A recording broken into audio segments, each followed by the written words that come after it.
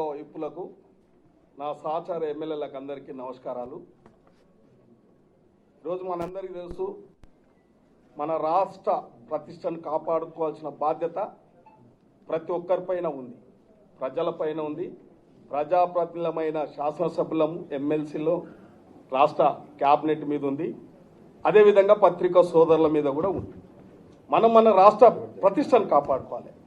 మనం గౌరవంగా మన రాష్ట్ర ముఖ్యమంత్రి గారు, మనందరికి తెలుసు, 10 సంవత్సరాలు ఈ రాష్ట్రం ఒక కుటుంబ పాలన, ఒక పార్టీ నియంతృత్వంతో పరిపాలన కొనసాగిస్తే ఈ రాష్ట్ర పరిస్థితి అంతా, ఆర్థిక పరిస్థితి అంతా దిగదార్చి అస్తవ్యస్తాన్ని రాష్ట్రాన్ని సముద్రంలోకి నెట్టితే ఒక పోరాటం ప్రతి కాంగ్రెస్ కార్యకర్త, వేదిక మీద ఉన్న ఎమ్మెల్యేలందరం, ఇంకా బయట ఉన్న నాయకులమందరం కలిసి పెద్దలను, రాష్ట్రంలో ఉన్న కురువృద్ధులను కూడా ఒక స్థాయి, ఒక వేదిక మీద తెచ్చి ఈ రాష్ట్రంలో ఒక దుర్మార్గమైన పాలనను అంతం చేయడానికి కంకణబద్ధుడై ఈ రాష్ట్ర ముఖ్యమంత్రి గారు ఒక గౌరవప్రదమైన స్థానంలో ఉంటే, అదే స్థానంలో ఉన్న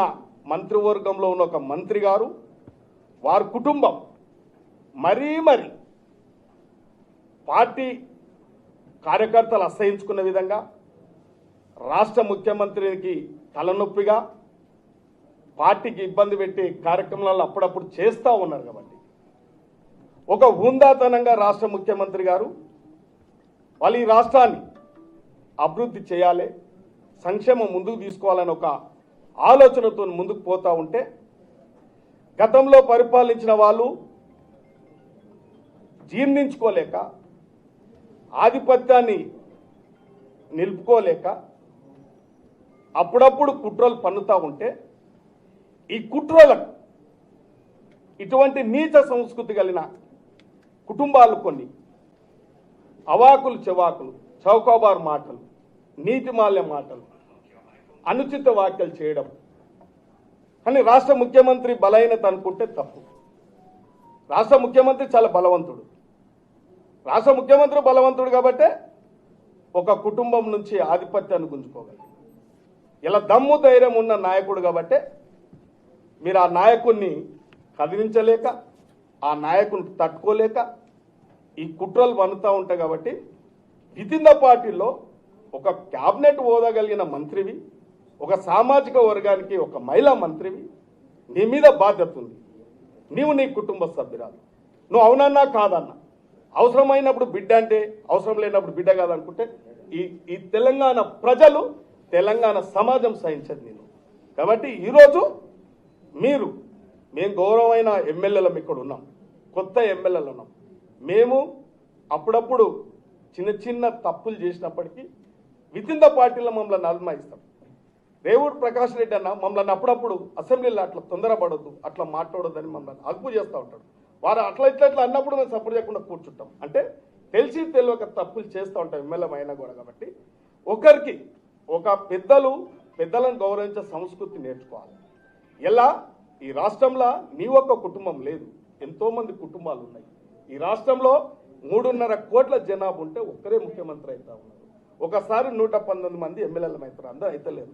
ఈ దేశంలో 150 కోట్ల జనాభా ఉంటే ఒక్కరే ప్రధానమంత్రి అవుతారు. ఇది ప్రజాస్వామ్యం ధర్మం, ప్రజాస్వామ్యం గొప్పది. ఈ ప్రజాస్వామ్యం, ఈ వ్యవస్థను మీరు మీ నీచ సంస్కృతి ఇలా కొందరు పేర్లు చెప్తున్నారు. మున్గోడు ఎలక్షన్ ఏమైందో ఒక ఆయన ఎగిరెగిరి పడతాడు.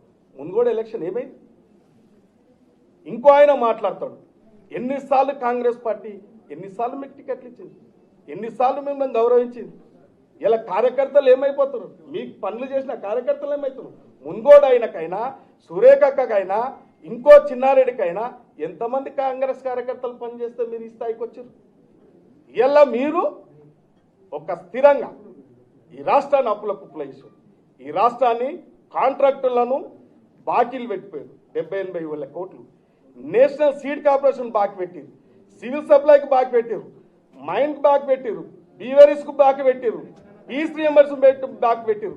అన్ని అప్పుల కుప్ప చేస్తే ఇలా ప్రజల మీద ఒక్క రూపాయి కాక ఒక్క రూపాయి ట్యాక్స్ పెంచకుండా ఇలా ఆర్థిక క్రమశిక్షణ తెచ్చి మంత్రులతోని సమన్వయపరుచుకుంటూ ఎమ్మెల్యేలుగా మేము కొత్తగా ఎమ్మెల్యేలమైన మమ్మలను అప్పుడప్పుడు అదుపు చేస్తూ సమన్వయపరుచుకుంటూ ఈ పరిపాలన అంతా గాడిలో పెట్టుకొని నడిపిస్తూ ఉంటే ఇలా ఒక కుగ్రామంలో ఒక పాలమూరు బిద్దబిడ్డ ఇలా రాష్ట్ర ముఖ్యమంత్రి అయితే ఒక సామాజిక వర్గాన్ని జీర్ణించుకోలేక ఇవి పన్నుతున్న కుట్రలకు కొందరు మాదాన స్వార్థపరులు గుంతనక్కలు ఇవన్నీ సహకరిస్తే ఇవన్నీ చూసుకుంటా ఉండలేం. మేము దమ్ము ధైర్యం ఉన్న ఎమ్మెల్యేలం.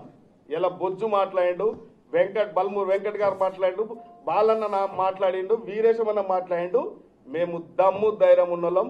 మచ్చ లేకుండా ఈ రాజకీయాలలో మేము సమాజానికి కాంగ్రెస్ పార్టీ ప్రతిష్టను, రాష్ట్ర ముఖ్యమంత్రి ప్రతిష్టను ఎవరైనా దిగజార్చే ప్రయత్నం చేస్తే మేము క్షమించం గాక క్షమించం.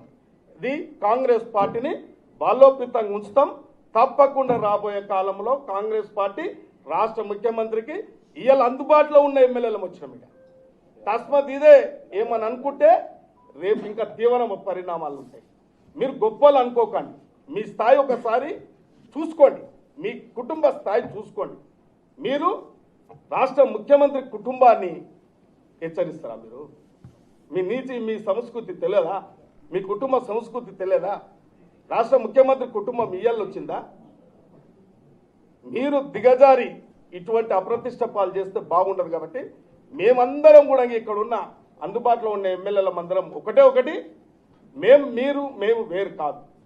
ఈ యొక్క కూర్చున్న చెట్టు నడకకండి. ఇలా మీరు కోడిగుడ్డు మీద ఈకలు పీకకండి. ఇలా కాంగ్రెస్ పార్టీ యావత్ కాంగ్రెస్ పార్టీ కాంగ్రెస్ కార్యకర్త గ్రామ స్థాయి నుంచి ఇలా రాష్ట్ర ముఖ్యమంత్రికి అండగా ఉన్నది.